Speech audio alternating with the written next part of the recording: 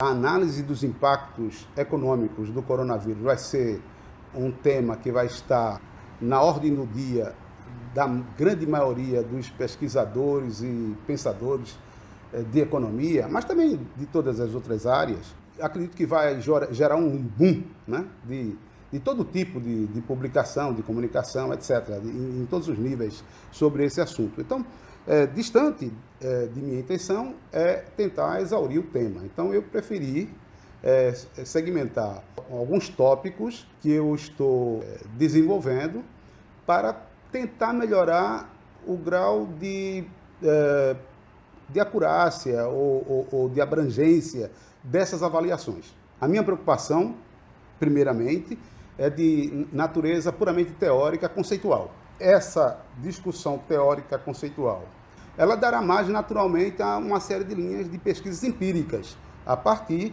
da estrutura analítico-conceitual que eu estou desenvolvendo. Pois bem, porque é uma das grandes dificuldades da área da nova economia institucional fazer trabalhos empíricos nos padrões que geralmente se fez, que nós sempre fizemos na área da nova teoria do crescimento econômico. O que a nova economia institucional tenta capturar são elementos que nem sempre modeláveis. E você está mexendo com um ambiente dinâmico, estocástico, interdependente. Por definição, ambientes complexos. Então, a modelagem nesse ambiente vai requerer de todos os pesquisadores que se interessem pela área, que na minha visão é a fronteira da análise econômica, uma reflexão mais, digamos assim, profunda sobre as metodologias que podem ser utilizadas de forma a não se perder a essência da nova economia institucional. Porque eu tenho visto em vários trabalhos, no âmbito da nova economia institucional, que findaram por voltar a fazer uma relação quase cartesiana de alguns tipos de relacionamentos estáticos, que é exatamente o que se tenta fugir quando você está tentando ampliar a reflexão no âmbito da nova economia institucional. Há um risco, né, de você, ao tentar fazer uma coisa mais modelável, que é o desejável, o Douglas North chamou atenção sobre isso o tempo todo, você está perdendo a essência do que você quer discutir, né? Como sabemos, a nova economia institucional ela incorpora o arcabouço teórico neoclássico, abandonando apenas alguns pressupostos, entre os quais a questão da racionalidade ilimitada, integral, né? Você tem os mesmos princípios econômicos, mas com hipóteses de racionalidade mais realistas, digamos assim. E essa redução da certeza neoclássica implica em incertezas que são curadas, entre aspas, pelas instituições, né? Criação de instituições, tornando, evidentemente, a análise, para o gosto de quem vem da teoria neoclássica, muito mais complexo. Muito mais complexo. Pois bem, a minha tentativa de contribuição é nessa direção. Os impactos da pandemia do coronavírus, eles são múltiplos e interdependentes. São dinâmicos, múltiplos, interdependentes e têm uma natureza estocástica, porque não conhecemos todos os elementos que estão por trás, infindável. Então, qualquer tentativa de fazer análises quantitativas mais específicas, elas têm que ter o cuidado para não desprezar essa complexidade. Porque senão você está fazendo um exercício numérico interessante, com um software, às vezes, sofisticado, mas não está dizendo absolutamente nada, pelo menos de relevante. Impactos mercadológicos, tecnológicos, regulatórios, econômicos, políticos, sociais, ambientais, quer dizer, tudo isso interagindo entre si, tá certo? E aquelas verificações dos impactos econômicos que nós sempre fazemos, de curto e de longo prazo, também do lado da oferta e da demanda, tem que ser visto nesse contexto, né?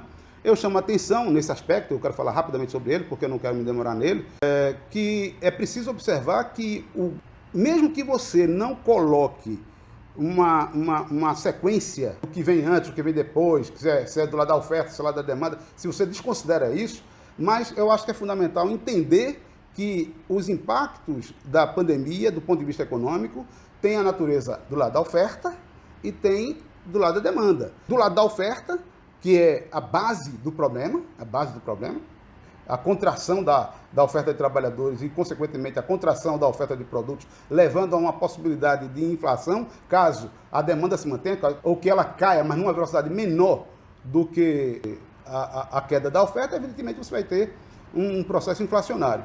É bom lembrar que, para determinados segmentos, essas velocidades serão distintas. E quando, se você colocar a questão relacionada com as elasticidades de cada tipo de bem, de cada segmento, quando você pensa em alimentos, você tem um nível de elasticidade menor e, portanto, a queda do nível de demanda deve ser menor do que aquele verificado do lado da oferta, para alguns casos, e para outros, nem tanto, né? Dependendo da essenciabilidade do bem, tá certo? Mas isso tem que ser levado em consideração. Mas, como eu disse, essa é uma análise que eu vou discutir no texto escrito, mas agora eu queria me dirigir mais especificamente para a questão do conceito que eu desenvolvi, para tentar capturar algum tipo de impacto da pandemia e, melhor identificando isso, você, evidentemente, você fica com mais condições de propor soluções alternativas. Antes disso, porém, eu quero chamar a atenção para impactos do ponto de vista microeconômico.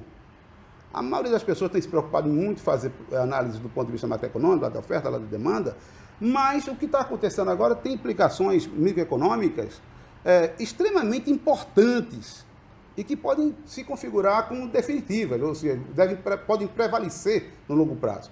A quem me refiro? Eu me refiro essencialmente à percepção e às preferências dos consumidores. Para determinados pontos ligados à própria pandemia, você vai ter um aparecimento de escolhas que leve a maior nível de segurança no mundo, né?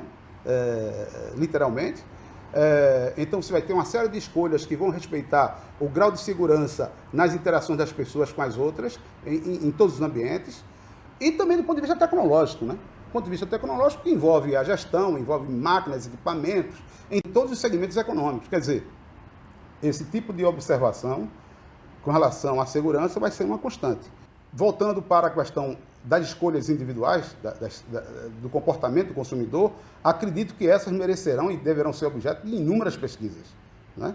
Porque seguramente a percepção e as preferências das pessoas sofreu, digamos assim, um impacto, um choque, né, com a própria pandemia, e isso evidentemente que vai ter uma série de repercussões no estilo de vida de cada um e, portanto, nas suas escolhas diárias e até nas suas escolhas de maior prazo, né? Agora eu gostaria de partir para esse conceito que eu estou desenvolvendo de destruição por ilegitimidade institucional e tentar entender como isso vai se rebater como um reflexo econômico, mas também de natureza social e política, institucional, etc., da pandemia, né? A ilegitimidade institucional compreende a inapropriação tecnológica, regulatória, mercadológica, econômica, política, social e ambiental, entre outros fatores, decorrentes justamente daquelas mudanças, tanto na percepção dos consumidores, quanto na tecnologia produtiva.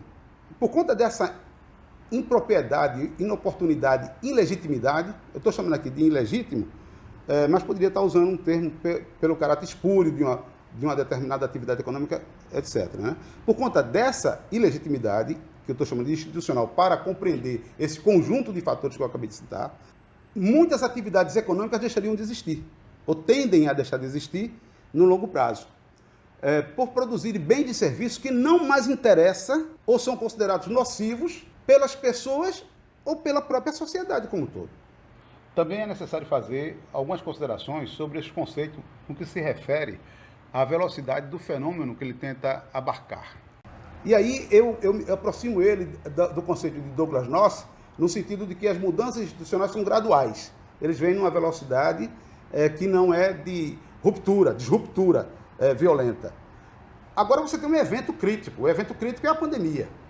Diante da pandemia, eu estou levantando a hipótese que esse tipo de fenômeno, a ilegitimidade institucional, vai se intensificar, destruindo uma série de atividades econômicas que passam a ser consideradas ilegítimas. Por que eu estou chamando aqui de ilegítima? Aquilo que os consumidores não têm interesse de comprar é ilegítimo para o mercado, não faz sentido. Pode ser que você tem que se justificar do ponto de vista mais geral, para o mercado, com uma necessidade institucional qualquer, do ponto de vista mercadológico, tecnológico, econômico, social, religioso, esportivo, ambiental, seja lá o que for. Na hora que você não tem uma legitimidade perante nenhuma dessas dimensões, não tem razão de você continuar existindo, porque ninguém vai pagar o seu serviço, ninguém vai atrás dele por nenhum motivo. É isso que eu estou chamando de legitimidade. Vou dar um exemplo de um segmento que está dentro dessa ótica, muito embora a humanidade ainda vai passar um tempinho para se livrar dele. O combustível fóssil.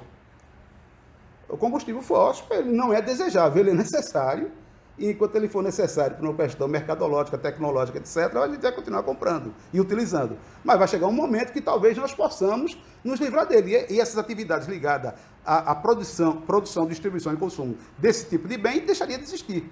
Outro exemplo, também, que não é muito bom, mas serve para intuir, o cigarro. Né? O cigarro, claramente, é um produto que, para a sociedade como um todo, para boa parte das sociedades, ele já é considerado nocivo, nefasto. Né? Indivíduos fazem isso, gerando externalidade negativa para ele e para os outros, mas vai ter um momento em que esse tipo de bem, por questões mais gerais, deixará de ser produzido. Ele seria destruído pela ilegitimidade institucional. É isso que eu estou chamando de ilegitimidade institucional. Vários outros produtos já deixaram de existir, produtos defensivos agrícolas que têm uma capacidade, digamos assim, prejudicial à saúde, produtos domésticos, alimentos cancerígenos, alimentos que têm maior carga de lipídio, de carboidrato, etc. Quer dizer, na verdade, não são poucas as categorias de produtos que estão vulneráveis a esse tipo de ideia, né? de fenômeno natural, que apenas aqui eu estou tentando dar um nome. Né? E ele não se confunde com o conceito de Joseph Schumpeter. Ali você tinha um conceito de destruição criativa, onde você destruía por encontrar combinações mais eficientes, dado que você estava no contexto de concorrência perfeita com todos os recursos sendo utilizados. Na hora que você pega e utiliza um fator, capital, para financiar um projeto que não estava dentro daquele conjunto, eu simplesmente deixo algum projeto sem financiamento.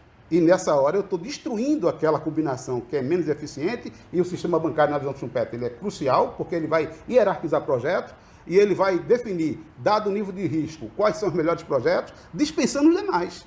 Não é à toa que Schumpeter dizia que o sistema bancário é o quartel-general do sistema capitalista. É dele que saem as ordens que serão efetivadas. Se não passar por ele, nada acontece. Em cima dos pacotes de invenção e tudo mais. Desse conceito, esse outro se diferencia, primeiro pela abrangência. Porque Schumpeter estava falando especificamente das atividades econômicas. E esse conceito eu posso aplicar para qualquer tipo de atividade, na área política, social, ambiental, né? Do ponto de vista institucional mesmo, ou seja, mais abrangente. Também ele não leva a uma criação.